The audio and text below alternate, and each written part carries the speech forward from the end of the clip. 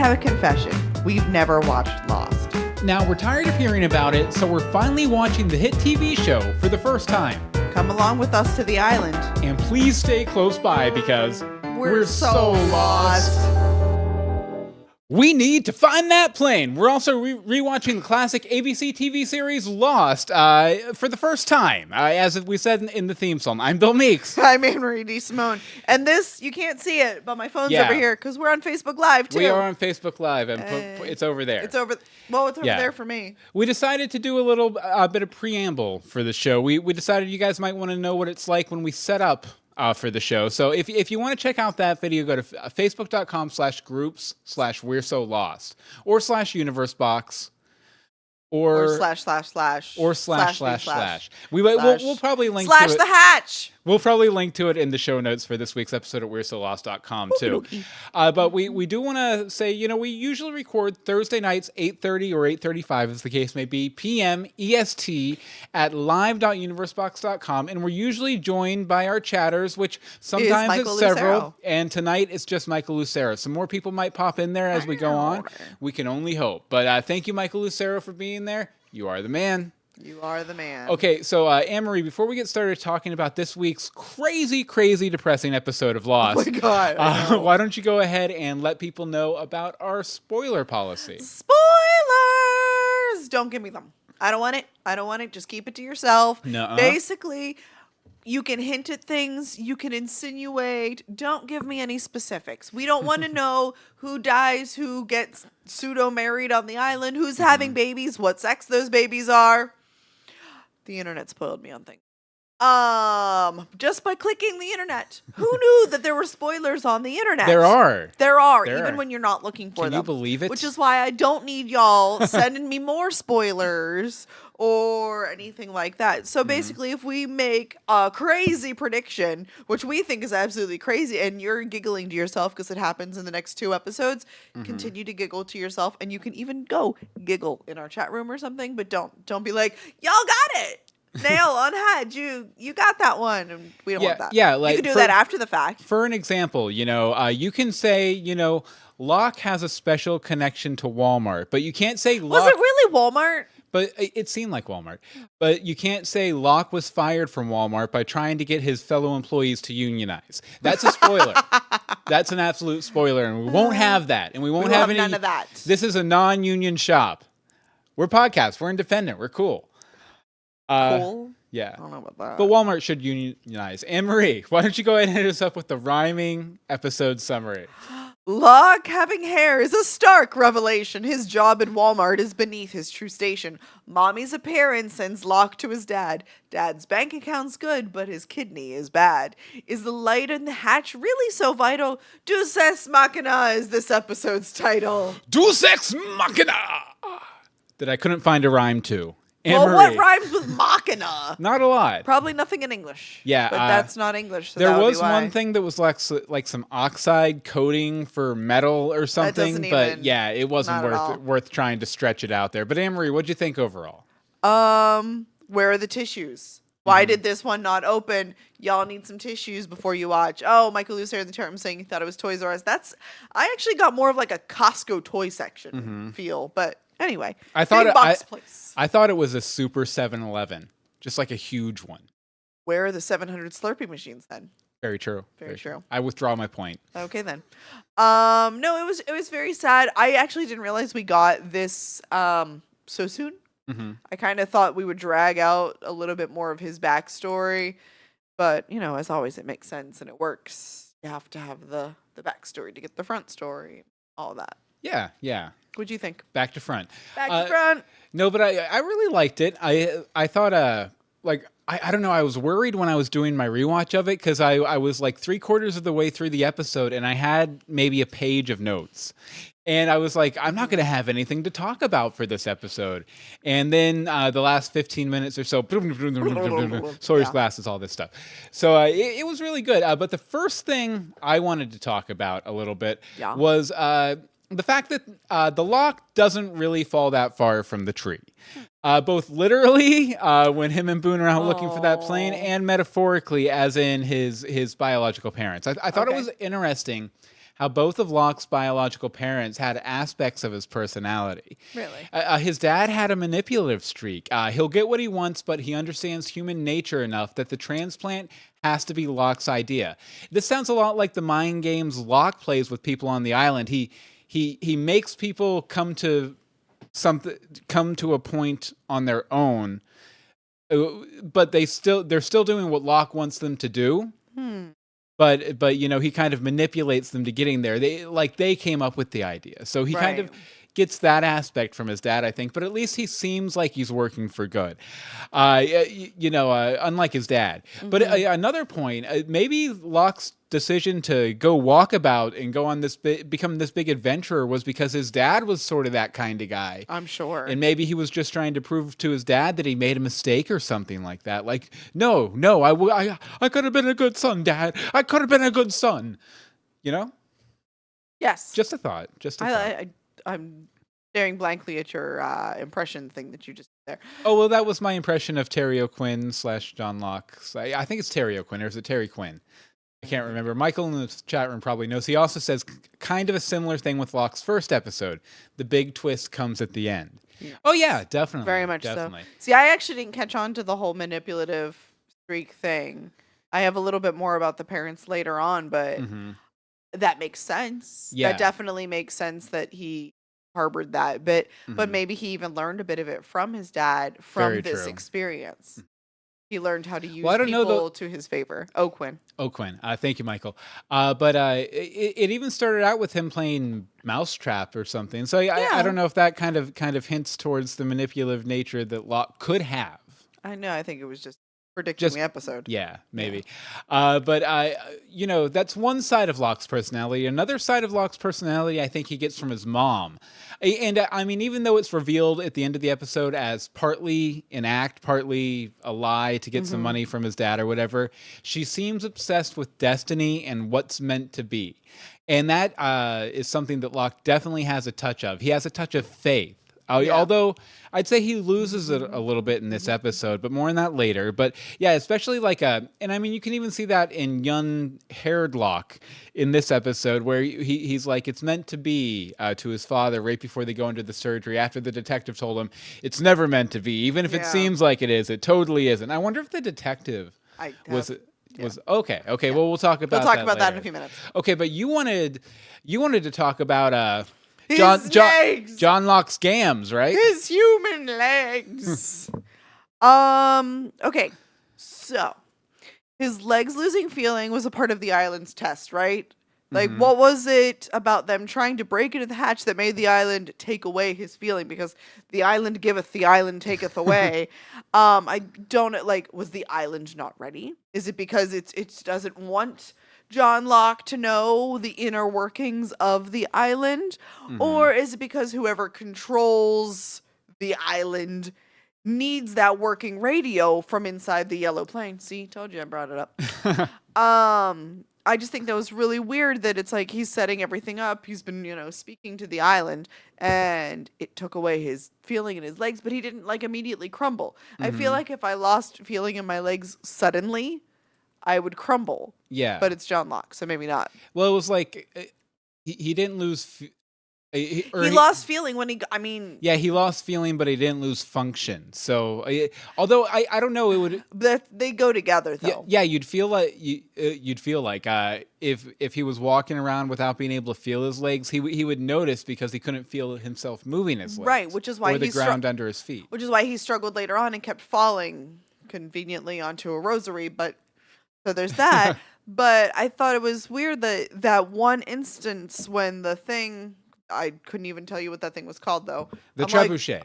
Yeah, that thing. I'm like, boo, and I'm like... The big weapon thing they were trying to bust open the glass panel on the hatch with. Yeah, that guy. That's when he got hurt. When that failed is when he got hurt and when he lost his feeling. So I thought that was really weird. But he regains his feeling, I think, later on when carrying Boone, or was he running on pure adrenaline, knowing that he needed to get Boone to Jack so that he could be saved and helped? I don't know how bad he's actually hurt. He didn't actually look that bad. but we couldn't see the once he lifted up the shirt thing. Well, yeah, the shirt thing was like major, like his chest. It was just like, was it? Yeah. Okay. Yeah, it was all torn to shreds. His chest was? Yeah. How did I miss that? I Okay, don't well, know. there's that. But he is the one who he's the one who convinced him he needed to find something in the plane only to have it fall off the cliff. So I'm thinking he might have really just been running on adrenaline, but then maybe he regained his feeling on his way back to the hatch to yell at it. So I thought that was pretty interesting. I'll hold my tongue because I have some theories on this coming up. I'm sure you do. But so we can safely assume that he loses feeling in his legs in his original story because he left the hospital against medical advice after donating the kidney, right? Like that. We're just assuming that, right? Yeah. Okay, I'm sure Pretty it's solid. I'm sure it's wrong. There's something else because could something else have happened? Because the last time we see him in his past timeline, he stops his car in the middle of the road. Yeah. He didn't pull over. You know when I thought he was going to lose the ability to walk? When he got hit by the car? When he got hit by the car, I was Yeah. like, oh, this is it. This is I when... know. I was like, that's it. Nope. Gets it right on up and keeps chasing Smoozy Kurtz. But yeah, I thought it was weird. Like, he stopped his car in the middle of the road. Maybe he gets hit by a car, a truck, or something, which could, with his already existing injuries, definitely lead to some paralysis. Yeah. So there's that. However, this sort of jumps back a little to Boone. Shouldn't Locke have known that something was going to happen to Boone on this mission? Because, he has his dream vision thing, and he sees his mom, which was just weird, but that led him to opening up a little to Boone. Another ghost parent on the island. Another ghost parent on the island. And, we have Boone bloody and gross and pointing, Teresa falls up the stairs, Teresa falls down the stairs, Teresa falls up the stairs, Teresa falls down, and we see the plane. Like, everything else happens in some way, shape, or form. But it's like he couldn't predict that Boone was going to get hurt. And it was very obvious that Boone was going to get hurt. Maybe he didn't care. No, I think he cares very much about Boone because that's why he goes back and he yells. I think that's part of his yelling. Why would you do this to me? Yeah. Why would you hurt the person he cares about, one of the people he cares about on the island? Well, I'm just saying that maybe he didn't care or he didn't care enough to notice that was part of the whole vision. He was like, I have what I need. I know what I need to get Boone to help me get out to this plane to do what the island wants me to. Oh yeah, he was bleeding, whatever, Maybe. Also, when I was like, his mom, whatever. No, maybe his mom appearing in the dream was a sign that he would continue to lose feeling in his legs. Just the association of that time period maybe was part of that. Could be. Ding. Could be. Definitely. Yeah, a lot of good points. And you're going to destroy them with your crazy theories, yes, I'm sure. Yes, I do have a crazy theory here about Locke's behavior in this episode, and that's that it's all psychological. Psychological. Okay. Get the marbles out your mouth, Bill. Fine, fair enough. That's what happens when you invent words. It's all kind of wheelie dealy. But while I'm pretty sure Emery's right on the money about the whole infection, leaving the hospital early thing, causing the paralysis. This episode made me question the nature of Locke's paralysis. I started thinking, could it all be in his head? Like even before the island? While his legs fail him throughout the episode this week, it seemed like he can think past it. Like you're talking about when he picks up Boone and chases him, or he keeps getting back up and going. Yeah. His legs start to fail him when he starts to fail. When he starts to fail in his mission to, uncover the hatch and everything. Could Locke's mission and purpose be a sort of magic feather, like Locke's magic feather that is keeping him aloft? Now that he feels like he's not living up to his purpose, the wind is going out from under his ears, so to speak, if we keep going with the Dumbo metaphor. But when it really counts, when he has a specific purpose, getting Boone back to camp so he doesn't die, it's no trouble at all to carry a man like 10 miles through the jungle. Right. Maybe he's never been as paralyzed as we've been led to believe. Maybe it's all in his head. And let's see. Oh, Michael in the chat room says interesting theory. So. Which means Michael's holding his tongue. So yeah, it's a good theory. Definitely. Michael Lusario also had a couple of other comments about Locke. He said, Locke's constant struggle with faith and doubt is one of the reasons he's my favorite character on the show. And he also says, you can still walk when your leg is asleep. It's intensely uncomfortable, but definitely possible. But yeah, Locke didn't seem too uncomfortable overall. But what do you think about my psychological theory? I kind of like it. I don't know if it was ever. I don't know if it's all in his head. Mm-hmm. I think there definitely was physical parameters, but I do like the on the island of paralysis when he's failing, his legs fail. Yeah. Like it's a gift that he has to keep going. So, It's the car he has to constantly crank. Mm-hmm. I think it's kind of like that. So you think me reaching back past the island is maybe a bit too far, but I you think can it's a totally bit too see far. that being the case on the island itself. Yes. Okay. Yes. Fair enough. I'll give you a half C's. A half C's. Half C's. Okay. You know what else Locke had a lot of, or a lot of half C's of? There we go. Parents. Parents. He had 2 biological parents that were kind of halvesies. He had several foster parents who were just, only there for halvesies of his life. Yeah. So you wanted to talk a little bit about his childhood. I would like and stuff, to talk right? about his parents and his childhood. Okay, so mom would get the schizophrenic who was pregnant of a son of a rich family. So that right there, something was going on. She gave up the baby for adoption without even telling him. So one can only assume that it was a short-lived one-night thing with the two of them. Mm-hmm. Again, also coming with her being a little crazy and him being like a more upper-class person. That's usually like, hey, we met in a bar. Yeah. Let's see. What has she really been up to over the course of Locke's life that Mhm. she's had to keep going back for money and the such? I mean, I get it when you have a mental illness, that causes issues with trying to get jobs, but she just seemed a whole nother level. Yeah. I'm like, I don't know what's just going on. So, was she really upset by the way that Locke's father treated him or not? Like, it was really hard to read her. You couldn't read any emotions from her, ever. Nothing. Yeah. Just crazy. It was just a big barrel of crazy. Even when she was being a big barrel of crazy when they were having the lunch at the diner and stuff, it was kind of like a blank slate. Right. So I thought that was interesting. Dad, however, is just a jerk. I kind of feel like I should have seen that coming, but I didn't, and I don't know why. Yeah, the second time through though, I definitely noticed the manipulation Yes. a lot more. You notice it a lot more. Always when you know what's coming, you know it.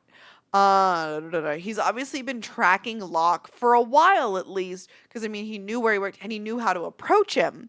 So that he knew he would jump at the chance to connect with his father. I wouldn't even be surprised if he sent the private investigator in Locke's direction with specific information that he wanted released. Because obviously Locke didn't know that his father was sick, and that's something that an investigator easily could have looked up if he's getting treatments, especially private treatments in his home.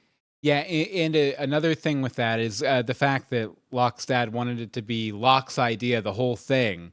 The fact that the detective tried to, no, you don't want to hear from your father, all this stuff, to make it even more Locke's decision. Yeah. Over in the chat room, Mike Lucero says, it's crazy how at the end, Emily Locke seems like what she did to her son was just a little thing, not the huge betrayal it was. Yes. Definitely. But you want to talk a little bit and about also, his childhood. yes, his childhood. I think possibly this is one of the saddest things is that his mother assumes he was adopted only to find out that he grew up in a series of foster homes. He's never had a family. He has no family whatsoever. And I couldn't tell if she was even saddened by this. It felt like it just washed right over her. And I think that's the crazy. But it speaks a lot to his natural character.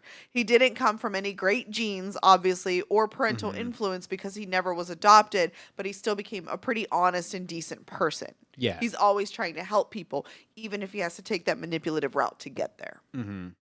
For now. For now, I don't Until he becomes the big bad of season 5 or something. Do they have big bads on this show? I don't know. But you know what interesting about his childhood, though? Where does this leave the anecdote he told About Kate the sister? and Sawyer about the sister and the mother and the dog and all that? I mean, that still could have happened. I guess, yeah, it I could have been fully his believe foster mom or dad. absolutely, because or he said sister. he said a series of foster families, and I don't have any personal experience with it, but I'm under the impression you can have a foster child for quite a while. Yeah. Quite yeah. a while. And he said, I think that he was there for 6 years. And I think over that time, he definitely could have had those types of relationships, but he knew they weren't like dull. Yeah. So, Although another touchback to another episode. Remember when he confronted Walt or about the fire, and Walt asked him if his dad was cool, and he was like, "No." Now we Yeah. know why. So that's yeah. nice. Oh, I didn't even catch that. Oh, Michael Lucero, in the chat room says he said in that episode it was his foster Yeah. mother. See, I didn't even catch that. Oh, see, I caught that. Oh, did you? I completely caught that. Interesting. Okay, Interesting. I withdraw my question. I withdraw my point. You know what we hope you don't withdraw, though, is your love of this show and your willingness to share it with people who matter to you or people who don't matter to you. Like people us. who are complete strangers. Obviously, get out there on the social medias, promote the show. Yes, please. Tell your losty friends that we're doing the show. Losties. But a great way you can help anonymous strangers find the show, which we love anonymous strangers, is by going over to iTunes or Google Podcast and leaving a review. And if you do, we'll read it on the show. And the past few episodes, we've had one to read on the air. Unfortunately, this week, we don't. Slacking. You slacking, y'all. Yeah. There are more than 12 of you out there listening. I will also say that if you've left a review, especially in the early days of the podcast, go back and double check and make sure it's still there, because I have a feeling Apple did some clearing out Oh, really? of some suspicious reviews or something. I think we lost a couple from some pretty big name supporters of this show. Oh, did we lose Michael's? Yeah. Yeah. So go back and double check and make sure your review's still there. If not, and it'll get read on the show, and it's a great way to help support us and do what we do. There's another great way to help support us. Yes. Anne-Marie, you want to tell them about it? Hi, we have this thing. It's called a Patreon. Patreon. Over at patreon.com/universebox. Yes. And it's a way you can make a monthly donation to help support our show, as well as our other shows, Legends of Gotham, our, Passion Project, Scrunchy Crafty, and Infinite Tina. We have a bunch of stuff going on. Universe Box, we've actually got a patron hangout coming up in the next week or so, where we will invite all of our patrons or all of our contributors to live stream with us and to talk and to hang out and to figure out, what's going on. It's been a while. So we like to keep up with them, and that is one way you can do that. You can donate starting at 10 cents. Like, and really. if you like this show, another bonus is that, we delay the release of this show, over weeks or whatever. But if you want to get the episodes as we record them, obviously we post them on the YouTube, but if you want to get them audio on the go, we post the MP3s as soon as we're done recording over at the Patreon too. But right now we currently have 26 patrons giving us $123 a month. We love each and every one of you. If you gave us a kidney, we would not get transferred to our homes before you woke up. Nice. Soon after. And then we'd still lock you out. Nice. But we would not. We would at least let you wake up and say thank you for the kidney. Now bye. Right. If you wanna give us a kidney, Patreon.com/universebox. And remember to think outside. Speaking of patrons, Monica, one of our patrons, just joined us in the chat room. She said, "Sorry, I'm late. I was finishing the episode." Fair enough, Monica. Thank you Fair for enough. joining. Well, we're gonna get started talking about the episode again in just 1 second. Yep. But first, as always, we have our resident lost expert, Michael Lucero, in with a little voicemail to talk about Ex Machina. This was supposed to work. The message bottle I sent Bill and Anne-Marie, I don't know why it didn't get through. I guess because it wasn't fast enough. But every message gets through if you apply the right force. So I'm just going to build another one of my voicemails, hope it works this time. And if it doesn't, then the island will tell me what to do. Ooh. Hey, Bill and Anne-Marie, it's Michael. Hey. Hello. Wow, this is another of my favorite episodes of Season 1, just for the sheer pathos of Locke's journey in that flashback, and his frustration on the island and that cliffhanger, quite literally, of what ends up happening. We will see the consequences of Boone's fall play out in the very next episode, and the drama begins to ramp up from there, and really never lets up very, very much before the finale. So one thing that's really explored in this episode is Locke as a man of faith and how he understands his calling and the forms that this calling takes in his life on the island. He has these visions and dreams, which actually seem to be legitimate supernatural events, since they lead him to things that he couldn't possibly have known about otherwise, like the I mean, I guess like Boone said, you could say that maybe he heard Boone talk about Teresa in his sleep, but there's no way he could have known about the Nigerian plane. Um, and yet these new things don't seem to have any direct bearing on opening the hatch. So if there is a person or being of some sort guiding Locke, one has to question whether it's a sinister or a benevolent force. And that's a question I'm still not entirely sure I know the Oh, answer to. great. I can't really get into why until you guys get to the final season. There's a lot of complex stuff going on here. But Nice. I did think of something during this watch that I hadn't thought of before. What happens to Boone here uh, seems to follow a motif that's found in a lot of traditional supernatural stories or fairy tales, that one has to give something up, to lose something, to receive some kind of injury of Yes. some kind, in order to pass into an underworld or otherworld, which you could argue is Yes. what the hatch kind of is. And by the way, the light in the hatch Oh, at that is there's probably a one of my favorite light. episode endings ever. It's so cool the way that Do, happens, do, do, and then do, just fades to do, black. do. But in this episode, Locke is really a tragic hero. His faith is tested, his healing maybe is temporarily lost, and all the faith he places in the island doesn't seem to be paying off, or at least not yet. And it's often true with this show that it's very hard to really judge whether or not a character is on the right track about something, especially a matter of faith, until very far down the road. Things don't come up have easy answers like that. So I'm sure you all have theories, but don't be too hasty to judge just yet. Either way, I think it's really sad, especially his flashback story. Some of the show's saddest moments, I think, obviously not all of them, but a lot of them revolve around Locke. I want to say so much more here, but it verges on spoilers. No spoilers. Just No as an spoilers for interesting you. aside, I have to comment on the names of Locke's father, Anthony Cooper. Both Locke and Cooper's names were taken from historical figures, and the historical Cooper and Locke were actually friends.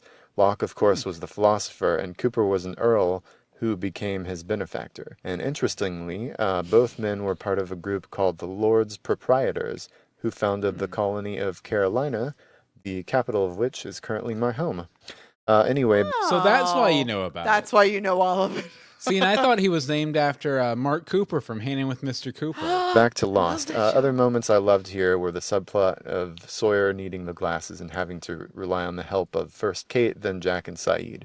And even though he still behaves antisocially and with his trademark saltiness and snark, he's still taking steps in terms of his rehabilitation and trying to fit into the community of survivors. And I love how they pull this off. It's very subtle, so you can see progress being made with him, but you don't really necessarily see a sudden or drastic shift in who Sawyer is as a character. I think it's also a great moment of humor. I love the progress being made on the raft as well. So, all in all, I'd give this episode 26 out of 27 Korean insults that Michael has learned. As always, thank you, namaste, and good luck. Namaste. And a namaste to you too, Michael. Thank you very much, Michael. We always appreciate your input and your feedback and just your general good nature. You're a nice guy and stuff. Anne-Marie, do you have any other thoughts? Stuff. And our Facebook live stream has officially ended because My phone died. Anne-Marie's phone has died. So I guess it's never been a better time to talk about Mother Mary's Heroin Radio. Yes, Mother Mary's Heroin Radio. Sweet heroin radio. Sweet heroin radio. Okay, so I wanted to talk about the plane, and the radio, The plane. and the plane. maybe not the heroin pouches, but I hope Charlie doesn't find those. I know I'll that just was say like that. one of my first thoughts. I was like, no, Charlie. He just got out, and they're bringing him back in again. Charlie, don't go to Candy Mountain. But I'm just kind of wondering, why did the island want them to find the radio? Is help really coming? Now the voice on the other end did repeat back the flight number. If I I don't heard think correct. it did. No, I think right before the plane fell out of the tree, they were like Oceanic Flight 815 or whatever it is. So I think they heard him. The message did get through. But why is it important to what the Make island that wants for the connection. castaways? Hold your tongue, hold your thought. We'll get to it in just a second. I'm thinking maybe the radio didn't actually reach somebody who could help. I'm thinking whoever was on the other end of that radio wasn't some rescue ship out in Michael says, Okay. yeah, it does repeat the flight number. But it's not some rescue ship out on the ocean who's going to come save them. It's not some plane or some navy or something like that. I'm thinking it's somebody or something on the island. Maybe it was the others, because aren't they out near the Black Rock with the radio tower and everything? That was along the lines of where I was going. What I was thinking it was, I haven't read ahead to even go this route, was that maybe because she changed the transmission, they've been trying to find a way to send out another transmission with the scary numbers that draw people in. Yeah. Because, that's probably how the yellow heroin plane crashed. Yeah. Was the numbers pulled them in for some reason. So maybe that had something to do with it because they needed a working signal. Fair enough. And one other alternative that I thought about is perhaps the radio transmission, maybe it wasn't the others. Maybe the radio transmission awakened something in the hatch. Maybe for some reason, whatever or whoever or however.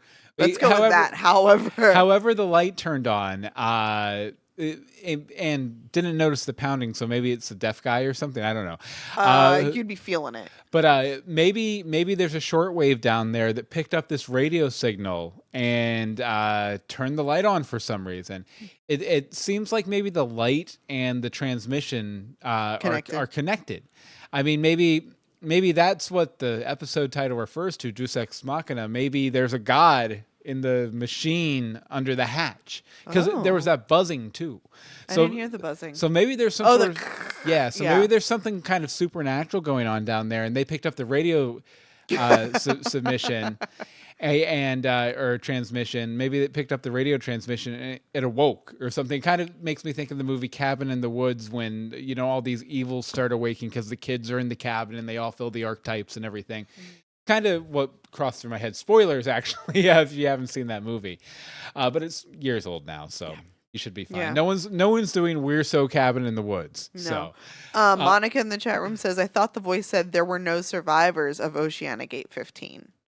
So that's even more crazy. Well, a month out, they haven't found him. I mean, look at but they're not looking. Well, look at all the planes that have disappeared over the past couple of years that have been had big worldwide coverage. After like a week, they're assumed dead. Like after a couple days, really, usually they're assumed dead. That's true. No, there aren't. I mean, it's not like search parties increase and increase and increase. They just decrease and decrease. They're gone. Rip those people. But awful. One thing I wanted to end on, though, with this point is it was a very heroic move by Boone. I was pretty impressed. He knew that the plane was going down, and he chose to keep the signal going as long as he could. I think his faith in Locke has definitely been reaffirmed if he doesn't die in the next episode. Yeah. Well, I think it's a bit of he had his faith in Locke, but he also he knew even if something happened to him, it would save his sister. Yeah. And, well, they're still creepy. Well, I thought it was interesting because the whole Teresa story, it made him come off as like, oh, wait a second. He's kind of like Shannon. He's kind of selfish and bratty, too.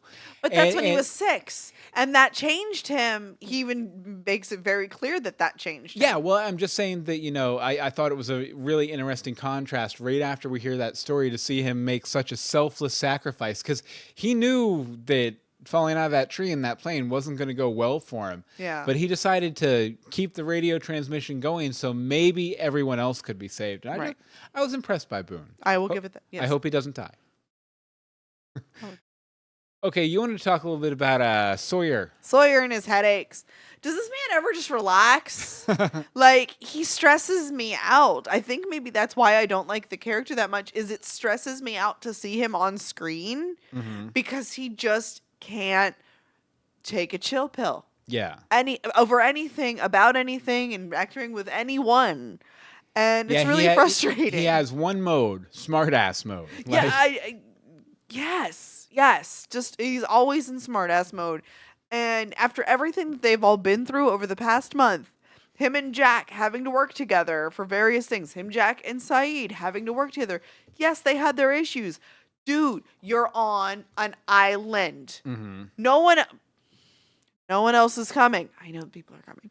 But, like there's not like a huge influx of people for you to hang out with. I don't know what he's looking for. He's not trying to talk to anybody. It's like he's trying to be a hermit, and it's annoying. He's Templeton. He's Templeton, but even Templeton came around in the end. Yeah. Hopefully we don't have to wait the whole time. But I mean, I'm not asking for them to be friends, but, chill out enough that Sawyer can go to Jack and be like, hey, dude, I got these headaches.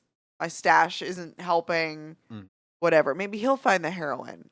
Will that help? I don't know if that helps headaches. I don't think it does. It does. Trust me. Let's see. Also, I find it pretty surprising that he was so crazed by these headaches if they only started a few days ago. He should have noticed a progression because with his vision. If it was he just needed glasses, he should have been getting them bit by bit. Like over a month, yes, he's solid reading on a beach. Like, dude, turn away from the reflection of the sun. It just makes me think that he never read before he landed on the island, almost. Like, that's the impression I took away, because you would think this problem would have happened to him before, like in school or something like that. But it just definitely made me think that, maybe this, because it's the only thing to do, it's his first time really reading a lot. Well, that's fair, but he still would notice the words getting blurry, or that he has to, pull the old lady thing. Monica in the chat room says he doesn't want to be accepted because he doesn't accept himself yet. I mean, I can see that, but don't you just, I don't know. I just can't imagine living my life so caustic, awful. Yeah, like I'm not always a pleasant person, but I'm not good. I don't try to infuse that with everyone I meet. Like, you can have a bad day. You can be pissed at the world, but I don't know. Michael in the chat room says Sawyer likes to do things to distance himself from the others anytime he feels himself beginning to be accepted. And that's stupid. That's all I've got. That's stupid. Take that, Sawyer. Take that, Sawyer. That's stupid. Okay, but you know what?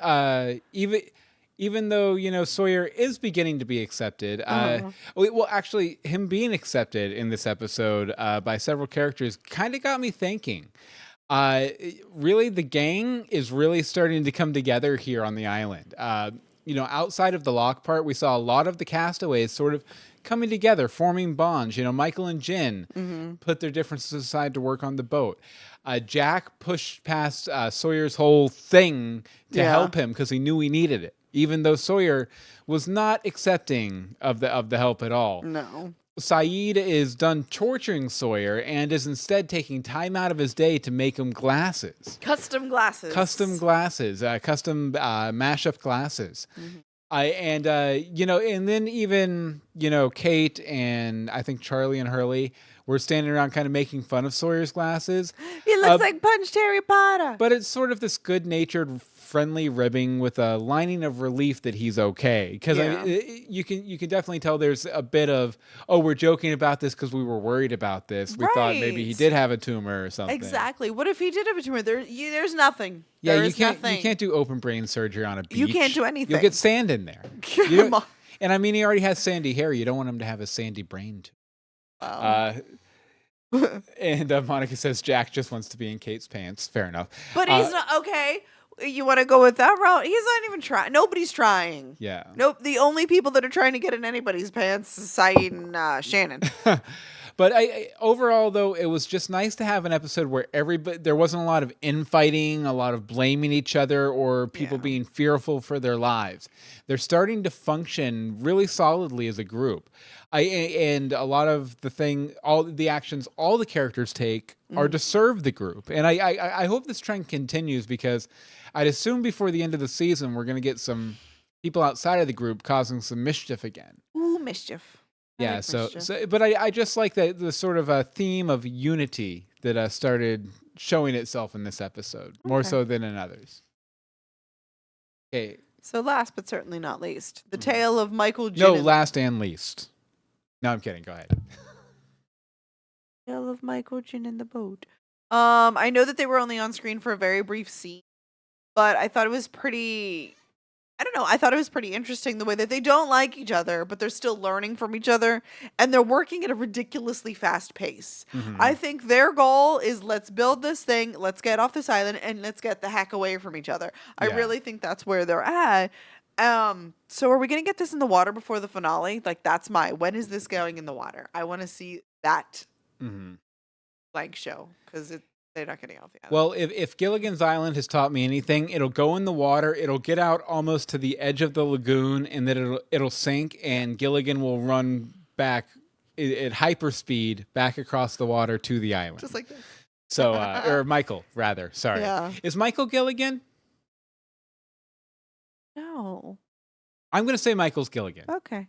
But yeah, the boat plot line is definitely one they just keep kind of kicking ahead. Yes, it's one of the ones that actually moves. Yeah, but it just slowly though. But I'm assuming it's going to blow up real big before the end of the season. Okay, so it's time for the arbitrary scale. Anne-Marie, Yeah.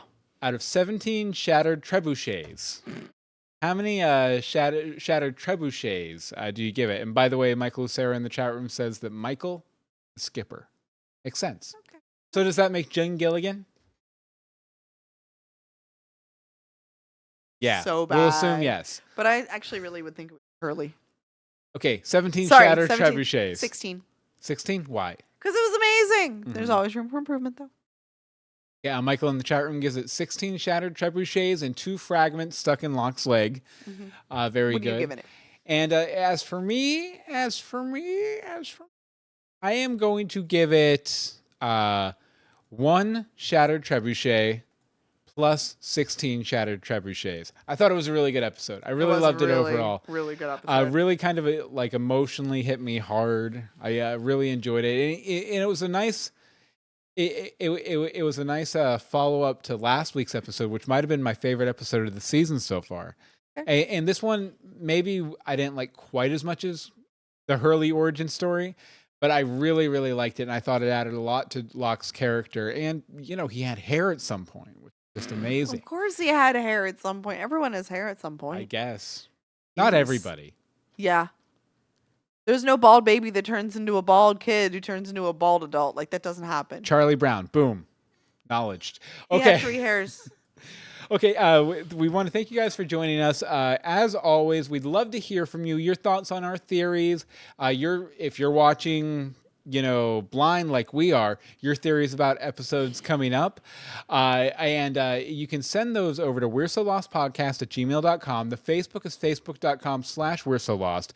The Twitter is @We're So Lost. And the voicemail number is 424-274-2352. Again, that's 424-274-2352. Update from the chat room. Monica gives it 16 shattered trebu, that word. That word. But something we decided to start asking for last week is we thought, since some people don't want to write in because they've seen the show and they don't want to accidentally spoil us. Yes. And that's fine. That's fine.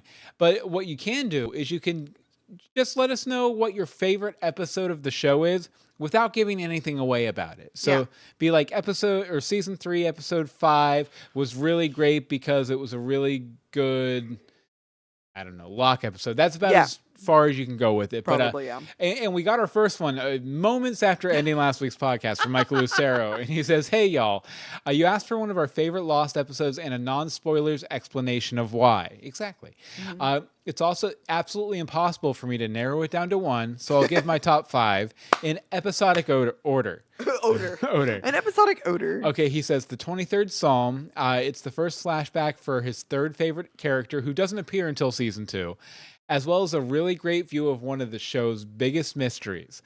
The Man from Tallahassee, some really great some really great moments between my 2 favorite characters, as well as the answer to one of the bigger questions about Locke. Aha. The Man Behind the Curtain, the first flashback for my 2nd favorite character, who also first appears in season 2, as well as a truly mystifying encounter with a key figure in Lost mythology. There's No Place Like Home. Season 4's finale has so many epic and iconic moments and a few really sad ones. Let's just say Ice plays a significant role.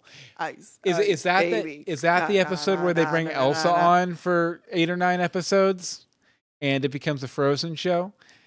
Last Let but it not least, go. Let it go. last but not least, the end, the final episode. So much payoff and resolution to all the show's stories and themes, and a truly cathartic and beautiful ending. We'd love to hear your favorite Yes, episodes please. too. So you can email those over to we're so lost podcast at gmail.com. Facebook is facebook.com/groups/we're so lost. Yes, please. The Twitter is at We're So Lost, and the voicemail number is 424-274-2352. Again, that's 424-274-2352. And just keep in mind, if you send us any commentary about episodes we haven't watched yet, just label the episode so we don't read it until we get there. Michael says yes, and Elsa's dress doesn't rip even when she runs through the jungle. Bunch of Once Upon a Time references. But Anne-Marie, it's been a great time tonight. We want to thank our chatters. Yes, thank you. Over at live.universebox.com, where we record on Thursday nights, 8:30 p.m. EST. Yes, and thank you to everybody who watched on our Facebook Live. Let us know if Definitely. you like that. We might start doing a little bit more of that type of stuff because that's what the kids do these days. I might pull it down and put it up on YouTube too, You just for would. funsies. Okay, and Anne-Marie, where can people find you online? You can find me on the Twitters at DeSimone and check out my blog, crunchycrafty.com. And my hair's... And you know what? I'm not going to tell you guys where you can find me online because... Universebox.com. No. At Bill Meeks said everything. No, I'm not telling you. You didn't tell I did. Because as far as you are concerned, dear listeners, we're so lost.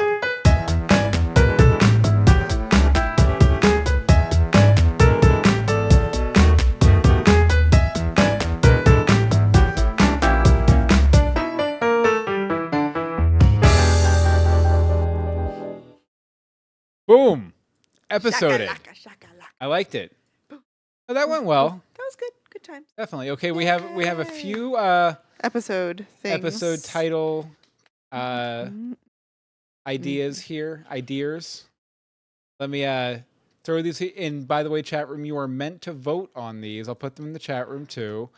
And the episode title suggestions or possibilities are Not Far from the Tree, Meant to Be, PsychoLockgical, and Locke's Magic Feather, and Mother Mary's Heroin Radio.